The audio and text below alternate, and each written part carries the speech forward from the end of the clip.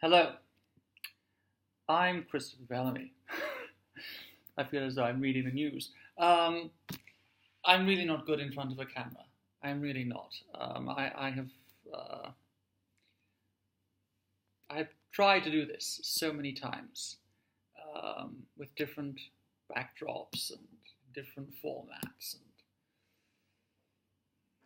editing different things together and playing around with it and trying to make something that I really like, that doesn't look amateurish. Um, but it hasn't worked. And it's principally because I really feel so very uncomfortable in front of a camera. Um, I don't really know why that is, because I'm essentially talking to myself. But there we are. So I decided simply to keep these video posts as simple as they can possibly be. Just me talking to camera against a white background. It's the only way I can do this without feeling so embarrassingly self-conscious. I mean, I feel self-conscious now, actually, but bearably self-conscious. If I did anything else, it would be unbearably self-conscious. Anyway, as I said, my name is Christopher Bellamy. My friends call me Kit, so you can too.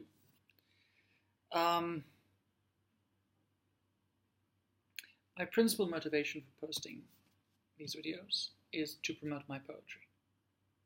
I've been writing for around 10 years now.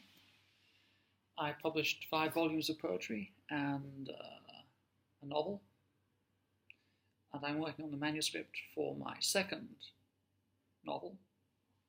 I'm going to publish it in July. All volumes of poetry are available on Amazon, as is my first novel. I have tried to publish at several points with different publishers, but in the end, it's never worked. For different reasons, but it's usually been because there simply isn't the market for poetry, and people don't read poetry anymore, and I don't want to relinquish any control of my copyright. I suppose I do feel a little proprietary arrogance about what I've written, and I think that's justifiable. It's my work.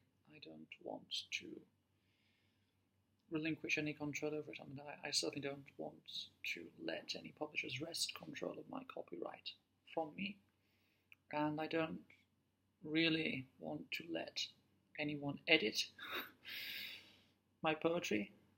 Poetry is different from prose. My poetry is deeply personal.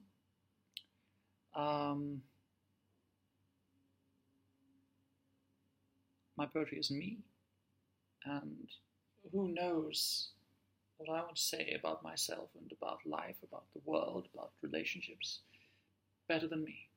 Nobody. So I was never able to actually conclude anything with any publishers. I was never able to sign on the dotted line with any of them. But I always wanted to make what I'd written available, so people can read it, people can judge for themselves what they think about it. People might like it, some of it, all of it, none of it. Some people may hate every single word that I've written, and that's their choice. But in my own humble opinion, I'm quite a talented poet. I'm a better poet than I'm an author. I write better poetry than prose. But I I have the writing bug, actually, and I have so much to say, and so many different ways to say it. So, last year, 10 years actually after I started writing, I first started writing poetry in 2008. Beginning of last year, I decided I'd actually go ahead and publish everything I'd written up to that point. And this, which is available on Amazon, is the first volume of my poetry. I actually began writing this in 2008, finished it in summer 2009. As a collection of first poetry, I actually think it's quite good. It does contain a lot of throwaway work, but it also contains some very good work. And if I tried to judge this dispassionately and critically, there's some very good stuff in here. It won't be for everyone. It may not be for anyone. But I think honestly, if people were to read this, they would at least find something to interest them or to please them. And I'm personally very pleased with it as a first collection of poetry. So, volume 1, in the beginning was the word. Volume 2, Poetry in Motion. Something on the Beach, Part 1. I like the cover in particular. I spent a lot of time considering the cover design. It's my favorite. And the title is also quite interesting, Poetry in Motion. But then the subtitle, Something on the Beach, Part 1. I'm sure that most people are going to think it's Sex on the Beach, Part 1. Actually, it is a play on words. It's a humorous play on words. It's actually supposed to be Sax on the Beach, Part 1. But I'm sure, as I said, many people will imagine it's supposed to be Sex on the Beach, Part 1. It could even be Six on the Beach, Part 1, or Socks on the Beach, Part 1. But in fact, it is Sax on the Beach, Part 1. The humorous subtitle actually has no particular meaning whatsoever. It was simply when I was preparing this for publication, a humorous phrase came into my head, and I thought to myself, well, yes, this will be a little bit of a cryptic but humorous subtitle for Poetry in Motion, and that's why I named it Poetry in Motion, Sex, or Sax on the Beach, Part 1. Until very recently, this was my favorite volume of poetry. There's a lot of very good stuff in here. Of course, there's some throwaway stuff as well. It's simply impossible to produce high-quality work all of the time. It's not possible. That's not the nature of the creative spark, of the creative engine. But there's a lot of good stuff in here. There are a lot of humorous characters, humorous stories, humorous rhymes, there's some political commentary. And I dedicated this to my mother, who passed away in 2017.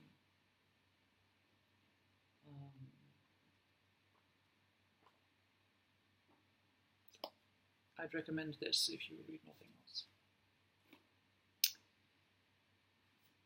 Volume 3 and Volume 4 of my poetry. You'll notice that Volume 3 and Volume 4 are both very thin volumes compared to Volumes 1 and Volumes 2. That's because at the beginning of writing Volume 4, I had just finished writing my first novel. It's actually an espionage novel. called Blind Spot Alpha. I don't recommend that you read that, actually. It's not representative of my writing ability. I am a much better poet than I am an author of prose. And it's simply not very good.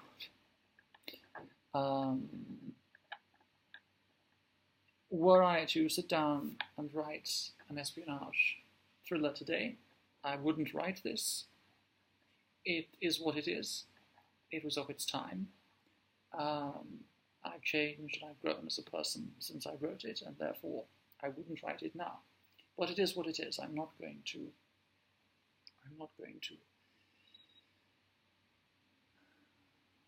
disown it or throw it into the bonfire of history.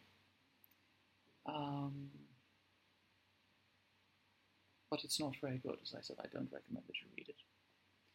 But that is the reason why, compared to Volumes 1 and Volumes 2, Volume 3 is really very, very thin, very short. It only runs to about 50 pages. And unfortunately, it's also not very good. The best thing I like about Volume 3 is the title, Inappropriate Words for Every Occasion, which, in fact, actually came out of nowhere as well. Another creative spark, but very random creative spark. This had a working title for a long time, which I didn't like, and I knew it wasn't going to be the final title. So when my mind was wandering while waiting for a bus one day, I decided Inappropriate Words for Every Occasion. That's the title of Volume 3. And so it is. I only like one other thing, about Volume 3. One of the poems from Volume 3, Catwoman. It's not about the eponymous DC superheroine, and it's nothing to do with Halle Berry's performance in the eponymous film. But it is about cats. So if anyone likes cats, this one's for you. But I'm afraid apart from those things, the title and Catwoman, this also does not represent my best work. Some of the titles in Volume 3 are very funny. I like those in particular. If anyone is a fan of James Bond, the Ian Fleming novels, not the films, you'll see that I've taken some inspiration from them. But apart from that, again, it's a rather regrettable volume, but it is what it is. I'm not going to disown it. And after I finished that, I then wrote a second novel, which I've struggled with for a long time. It was very much a stream of consciousness work, and I'm not really sure what I'll ever do with it. It may never see the light of day. But let's see. It may appear at some point in the future. But it also may not. I really can't say. So, between Volume 3 and Volume 4, I was writing another novel. And this is Volume 4. Volume 4 as well, I really struggled with a working title for a long time. But I knew the working title wasn't going to be final. So, again, one day when my mind was wandering, I thought about one of my least favorite books in the world, The Pilgrim's Progress by John Bunyan. And I like playing with words, I like playing with phrases, I like playing with language. I have a facility for language and for using it in new and unique and humorous ways. It's my only talent. I don't have any others, believe me. But for that reason, I thought about my least favorite book, and John Bunyan, The Pilgrim's Progress, became John Bononion, The Poetaster's Progress. Yeah, everything's quite an interesting play on words, because to many people I may be a poetaster. I actually think I'm quite a talented poet, but I know to some people they may think everything I've written is just unmitigated drivel, and they're entitled to their opinion.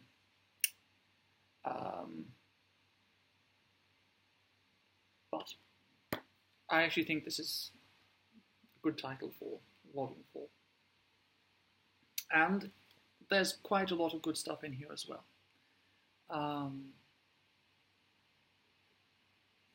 Volume 4 could actually be the first part of Volume 5. They could be parts 1 and parts 2, but I decided at the end of December 2017 to split them, because as a collective whole, there is quite an obvious break in the subject matter of Volume 4 and Volume 5. It was only in early 2019 that I decided to separate them into individual volumes, because I recognized that there was a very significant narrative break in the subject matters. So Volume 4 became Volume 4, and I created a new Volume 5. As I said, there's quite a lot in here that I like. It's much better than Volume 3, and one of my favorite poems, actually, is on the back cover. I actually wrote this for somebody I knew who lost a friend, and she was asked to read a eulogy at her friend's funeral. And this is what I wrote for her. She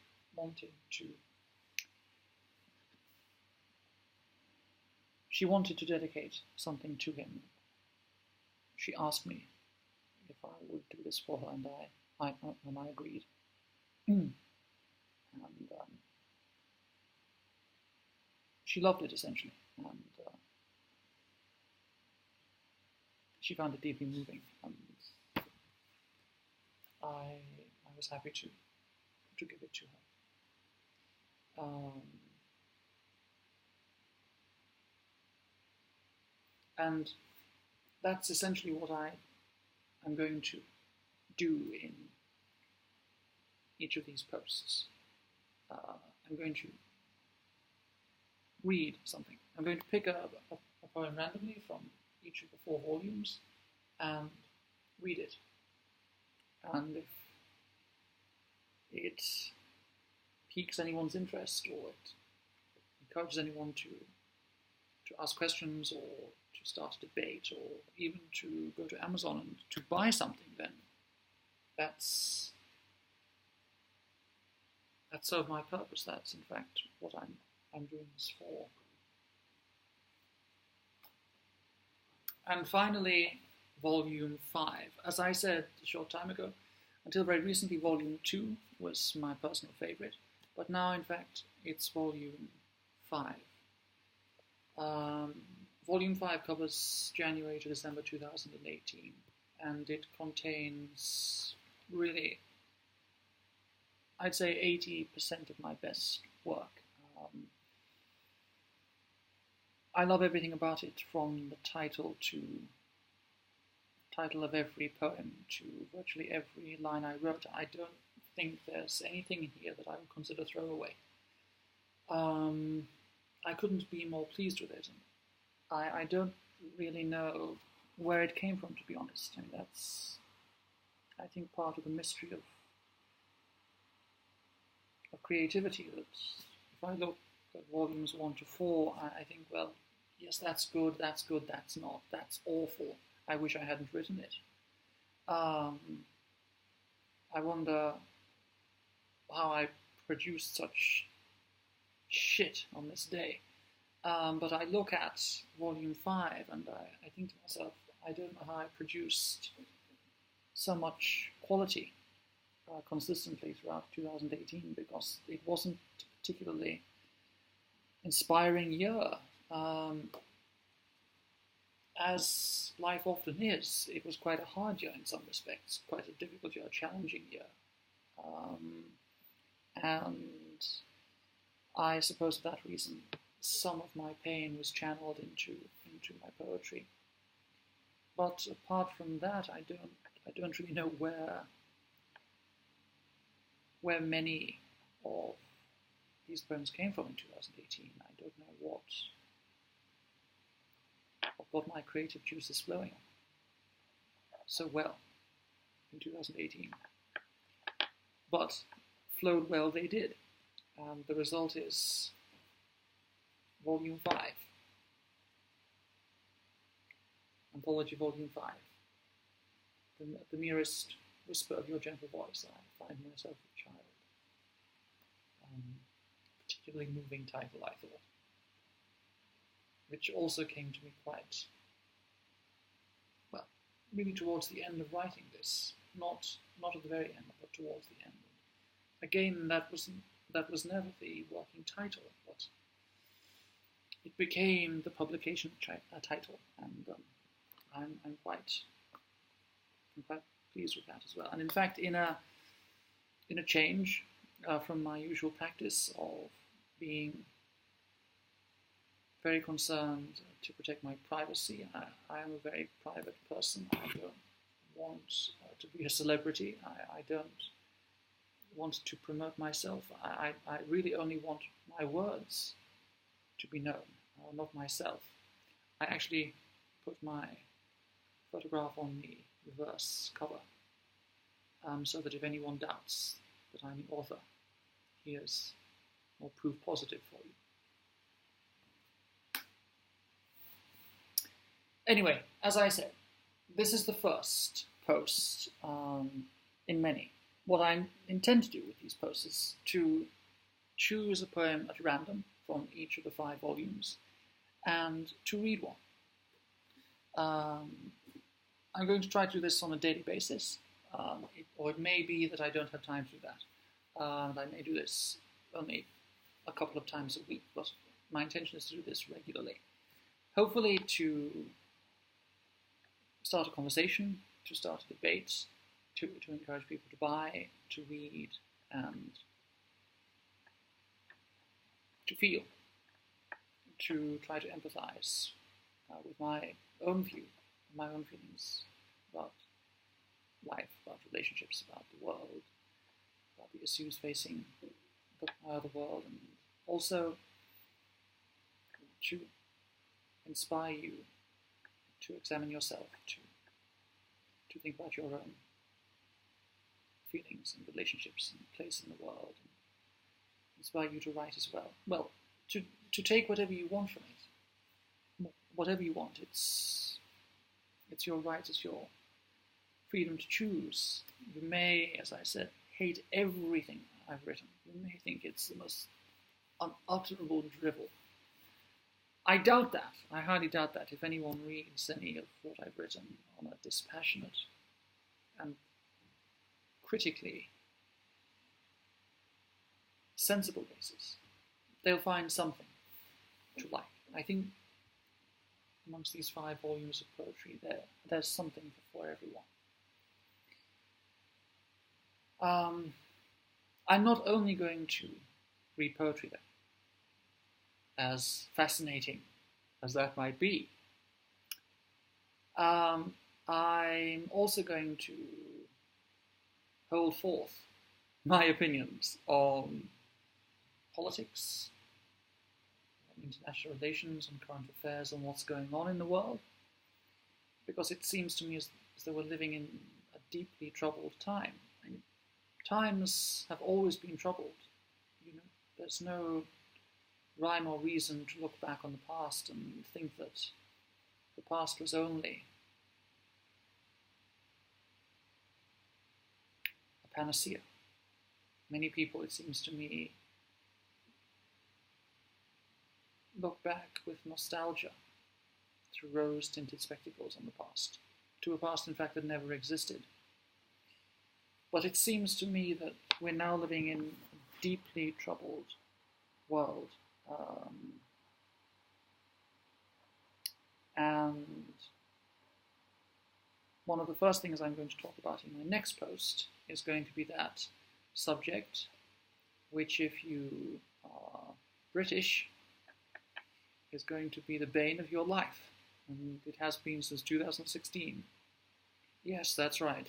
I'm going to talk about Brexit.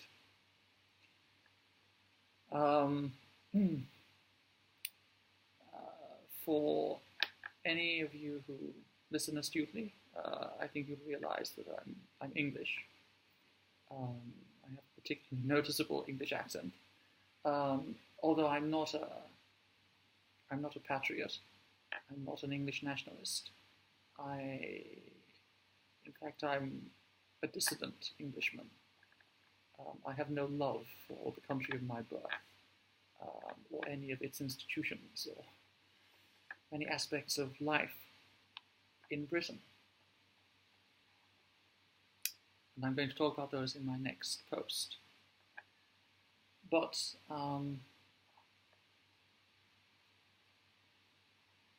I hope in talking about Brexit,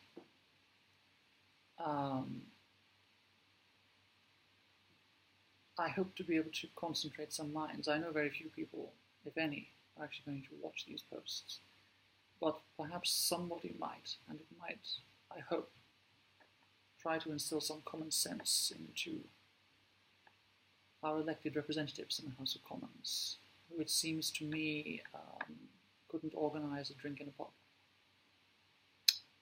and should be downright ashamed of themselves. It seems to me that we have, in the words of Oliver Cromwell, no parliament at all. Both the Conservative Party and the Labour Party, they should be ashamed of themselves. They're cretinously inept.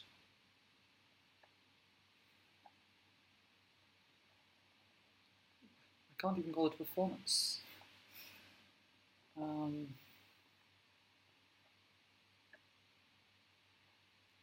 I can only call it their cretinous ineptitude. But I'm going to talk about this next time. Both the worst outgoing Prime Minister Britain's ever had in the form of Theresa May, and also the parliamentary system in general, and how it should be reformed.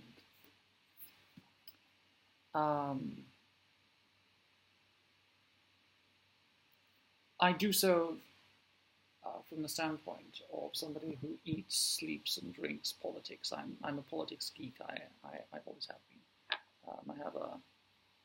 My first degree was actually in PPE, so I always thought I'd stand for election to Parliament myself, but things change. And looking at the Westminster political class they are now, looking at the composition of the House of Commons, looking at the Brexit paralysis, looking at the failure, the collective failure of all the institutions of the British state, I want no part of it. But it still holds my intellectual curiosity and interest. And, perhaps somebody may be enlightened or motivated by what I say. So that will be the subject of the next post, along with a poetry reading taken at random from volumes 1 to 5 of my anthology. And so, for now, I say good night and see you next time.